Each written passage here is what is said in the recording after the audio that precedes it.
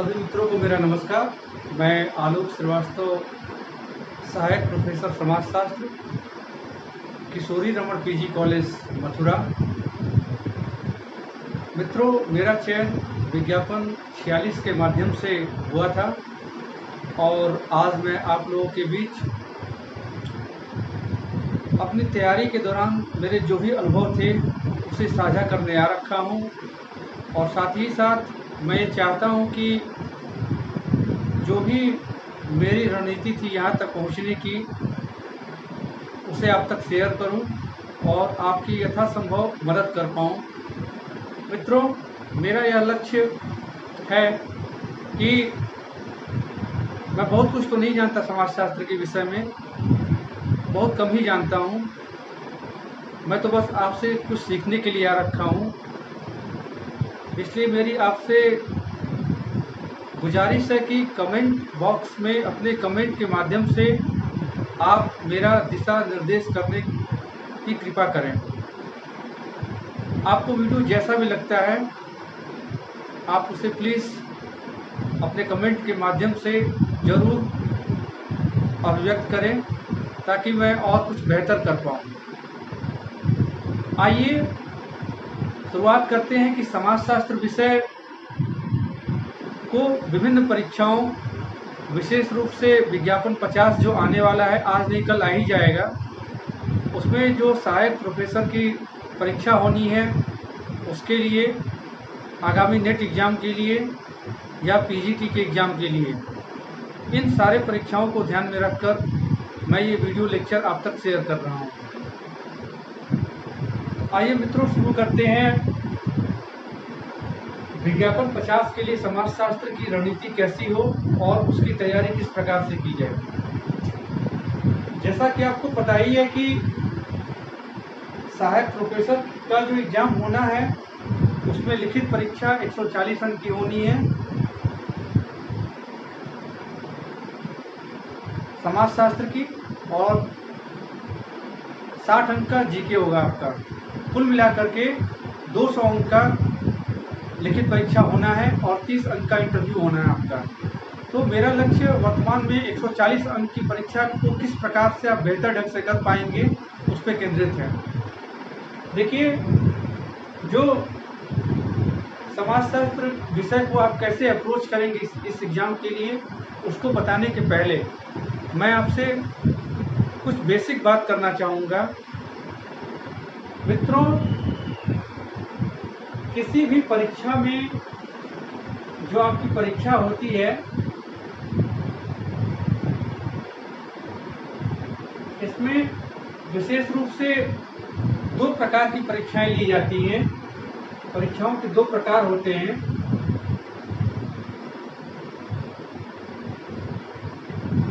जो पहला प्रकार होता है वो वस्तुनिष्ठ परीक्षा होती है।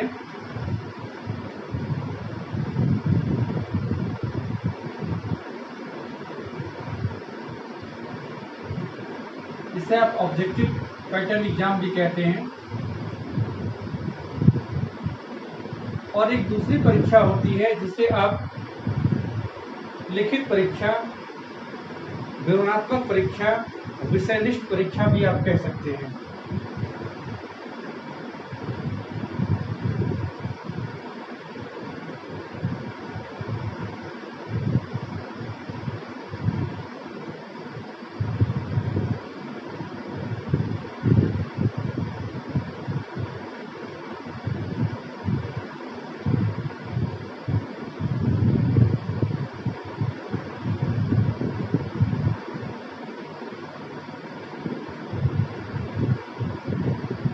दोस्तों, इन दोनों परीक्षाओं की जो रणनीति है उसमें कुछ अंतर है, ये हमें जानना होगा। जहाँ तक वस्तुनिष्ठ प्रश्नों का सवाल है, वस्तुनिष्ठ प्रश्न की जो तैयारी है वो, उसकी रणनीति जो होती है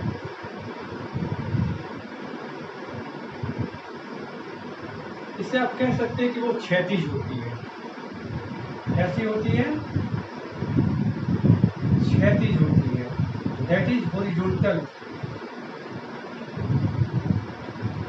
हॉरिजॉन्टल का तात्पर्य क्या है मित्रों, यहाँ कि कई प्रकार के सोर्सेज हैं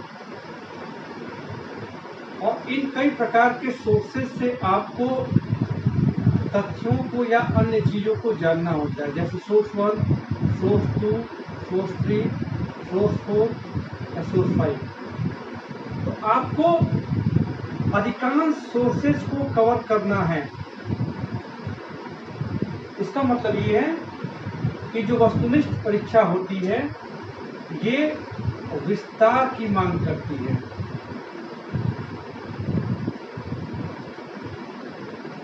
एक्सटेंसिव स्टडी की मांग करती है।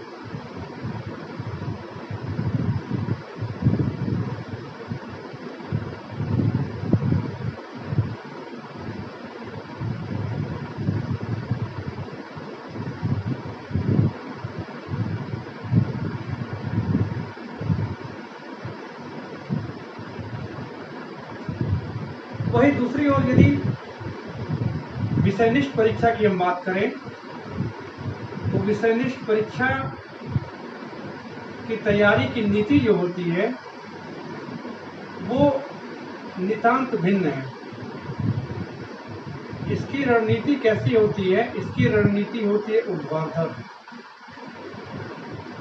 ऊर्ध्वाधर क्यों? क्योंकि इसमें बजाय कई स्रोतों पर जाने के हमें कुछ चुनिंदा स्रोतों पर ही फोकस करते हुए उसी का गहराई से अध्ययन करना है। जैसे आपने 2 ही सोर्स लिए, लेकिन इन 2 ही सोर्सेस पे आपके अध्ययन कैसा होगा? आपका अध्ययन डीप होगा, आपका अध्ययन गहराई लिए होगा, गहराई वाला अध्ययन।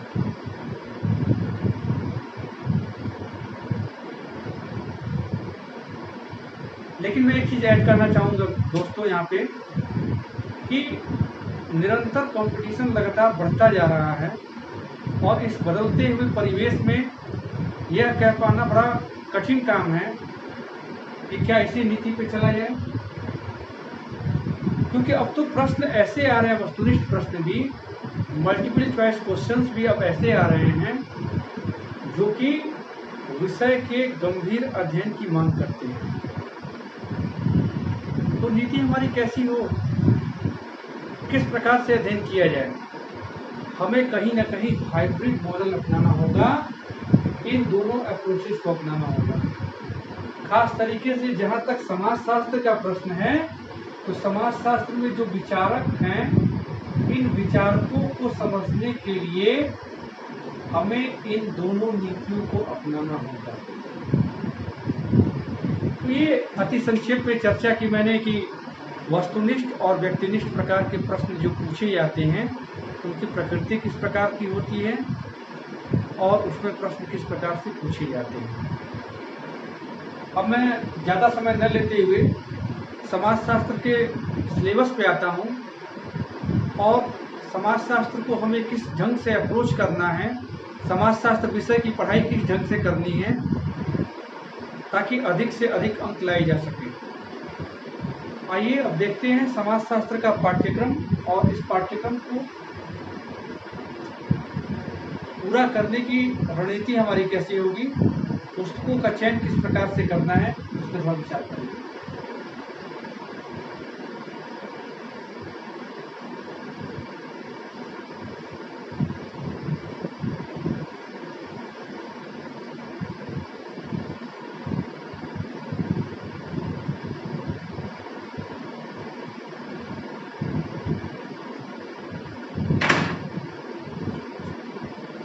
दोस्तों, आपको लिखित परीक्षा को काफ़ी गंभीरता से लेना है, क्योंकि आप ये समझ लें कि 200 अंकों की लिखित परीक्षा आपकी और 30 अंक का मात्र इंटरव्यू है। और आप यदि लिखित परीक्षा बेहतर ढंग से कर लेते हैं तो इंटरव्यू में यदि आपको कम नंबर मिलते हैं आपका चयन निश्चित है। अतः आप पूरा का पूरा ध्यान अपने लिखित परीक्षा पर लगा दें। आइए अब देखते हैं कि समाजशास्त्र विषय की तैयारी किस ढंग से की जाए। जो समाजशास्त्र का पाठ्यक्रम है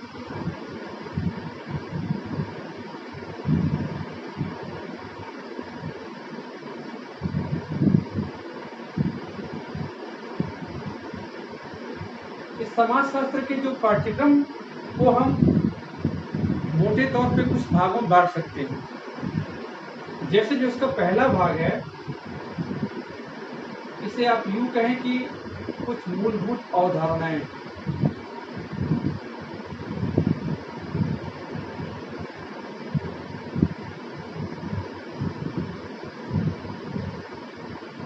कुछ बेसिक कॉन्सेप्ट।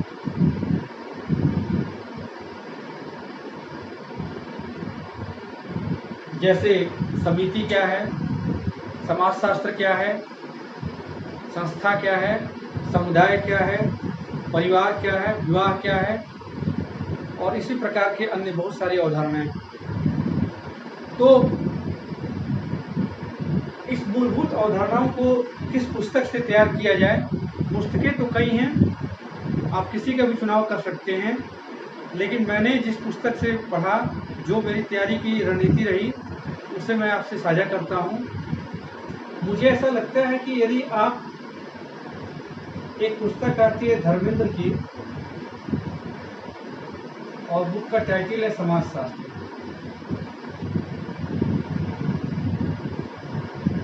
ये पुस्तक बहुत अच्छी पुस्तक है, बहुत अच्छे ढंग से लिखी गई है। इस पुस्तक को पढ़ के आप सिर्फ तथ्यों को नहीं जानेंगे, बल्कि साथ ही साथ समाजशास्त्र विषय की आप समझ बना पाएंगे। इसके अतिरिक्त मूलभूत अवधारणाओं को स्पष्ट करने के अतिरिक्त बहुत सारी चीज़ें आपकी क्लियर हो जाएंगी। फॉर एग्जाम्पल, जो आपका इलेक्टिव पोर्शन है इसमें डेमोग्राफी का, इसके अतिरिक्त इंडस्ट्रियल सोसाइटी का, रूरल सोसाइटी का, बहुत सारी चीज़ें आपको इससे स्पष्ट हो जाएंगी। डिविएंस, विचलन वाली जितनी चीज़ें हैं, वो बहुत अच्छे ढंग से इसमें दी गई हैं, तो आप इस पुस्तक को देख सकते हैं। इसके अतिरिक्त ये तो अपने आप में पर्याप्त पुस्तक है। इसके अतिरिक्त मुझे नहीं लगता कि आपको कुछ पढ़ने की आवश्यकता है मूलभूत अवधारणाओं के लिए।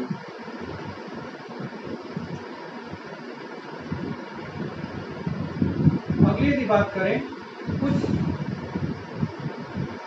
शोध पद्धति शास्त्र के प्रश्न आते हैं। रिसर्च मेथोडोलॉजी,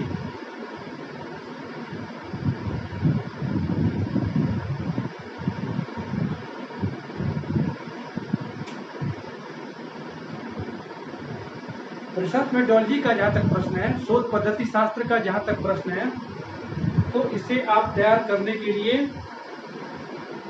गुप्ता शर्मा की बुक में भी कुछ दिया हुआ है, आप उसे पढ़ सकते हैं, या रविन्द्रनाथ मुखर्जी जी की पुस्तक है उसे आप देख सकते हैं, या बहुत डीप लेवल की स्टडी करना चाहें तो आप कोठारी की पुस्तक आती है उसे देख सकते हैं। उसके लिए पुस्तक होगी गुप्ता शर्मा या रविन्द्रनाथ मुखर्जी।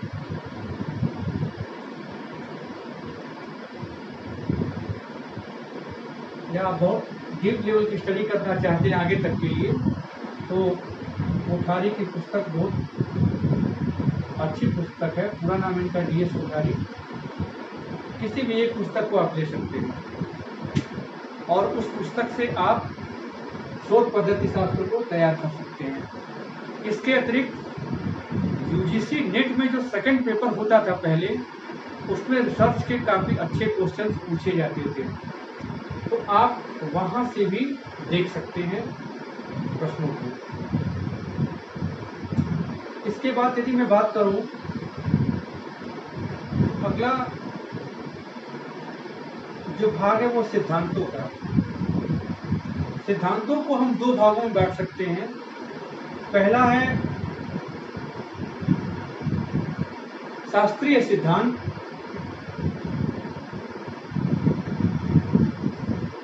और दूसरा है उच्चतर सिद्धांत, या आप इसे उत्तर आधुनिक सिद्धांत भी कह सकते हैं।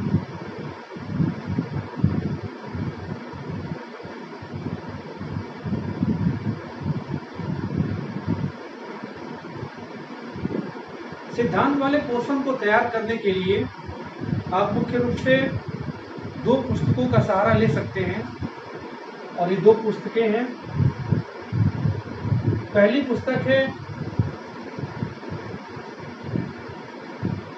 उच्चतर समाजशास्त्रीय सिद्धांत,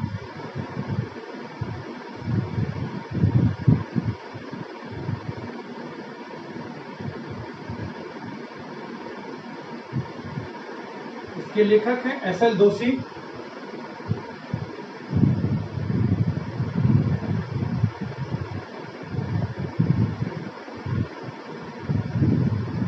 और जो पोस्ट मॉडर्न थिंकर्स हैं उसे समझने के लिए बहुत अच्छी किताब है।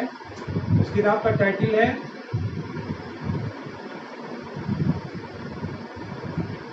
आधुनिकता, उत्तर आधुनिकता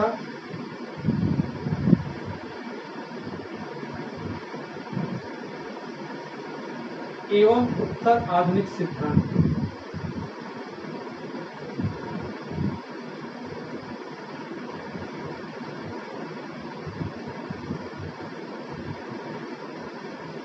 ये रावत पब्लिकेशन की पुस्तक है, काफ़ी अच्छी पुस्तक है।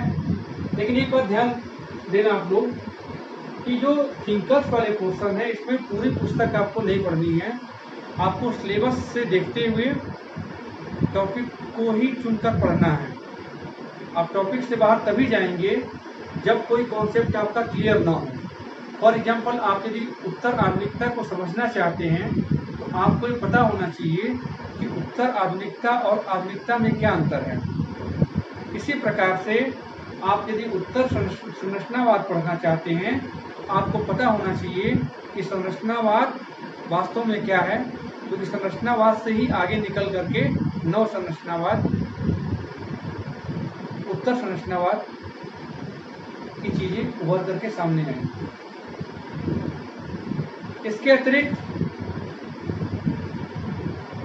आगे यदि हम देखें, आगे की इकाई पर विचार करें तो हम पाते हैं कि अगला जो पोर्शन है बहुत महत्वपूर्ण, वो है आपका भारतीय समाज को देखने के लिए जो अलग अलग परिप्रेक्ष्य बनाए गए थे वो किस प्रकार से बनाए गए।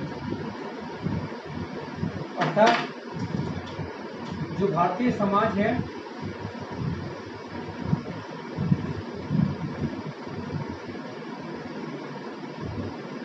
इस भारतीय समाज के अध्ययन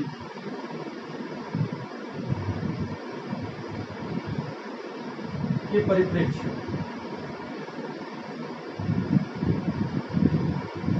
इन अलग अलग तरीकों को ध्यान में रखते हुए भारतीय समाज का अध्ययन किया गया। वो अलग अलग दृष्टिकोण कौन कौन से हैं। फॉर एग्जांपल, भारतीय विद्याशास्त्र, इंडोलॉजिकल अप्रोच जिसमें जी.एस. घुरिये जी का नाम प्रमुख है, मार्क्सियन अप्रोच जिसमें डी.बी. मुखर्जी साहब और ए.आर. देसाई साहब का नाम मशहूर है, सभ्यतावादी परिप्रेक्ष्य एन.के. बोस, सुरजीत सिन्हा जी का नाम प्रसिद्ध है, सबल्टन पर्सपेक्टिव बी.आर. अम्बेडकर और हार्डीमैन का नाम प्रसिद्ध है। इन चीज़ों को देखने के लिए आप कहाँ से अध्ययन करें। देखिए, आप यदि बहुत डिटेल स्टडी करना चाहते हैं तो डिटेल स्टडी के लिए वी.के. नागला जी की एक पुस्तक आती है, भारतीय समाजशास्त्रियों से संबंधित, वो आप देख सकते हैं। और यदि आप बहुत डिटेल न पढ़ना चाहें तो मुझे लगता है कि आप यदि इसके अतिरिक्त एक अन्य पुस्तक आप देख लें। इस पुस्तक का नाम है समाजशास्त्रीय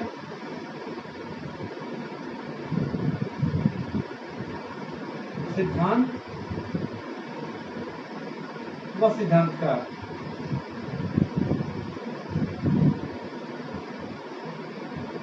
ये रावत पब्लिकेशन की है।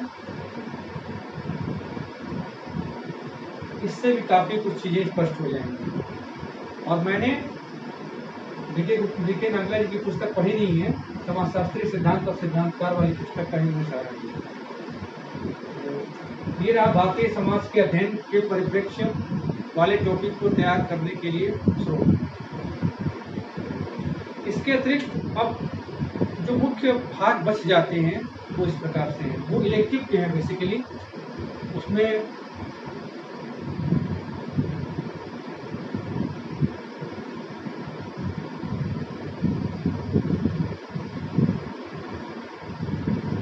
डेमोग्राफी वाला पोर्शन,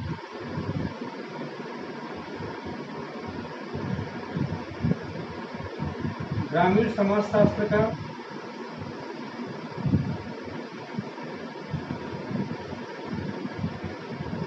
औद्योगिक समाजशास्त्र,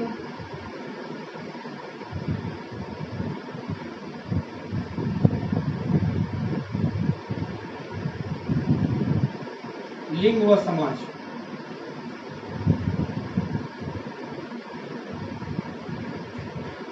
ये मुख्य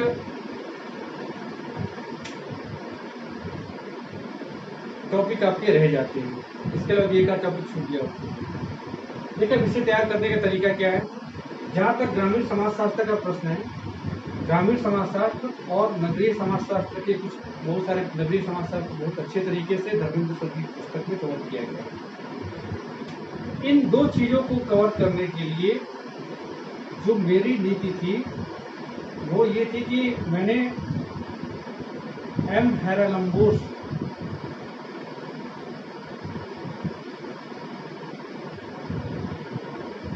इनकी पुस्तक का नाम है सोशियोलॉजी,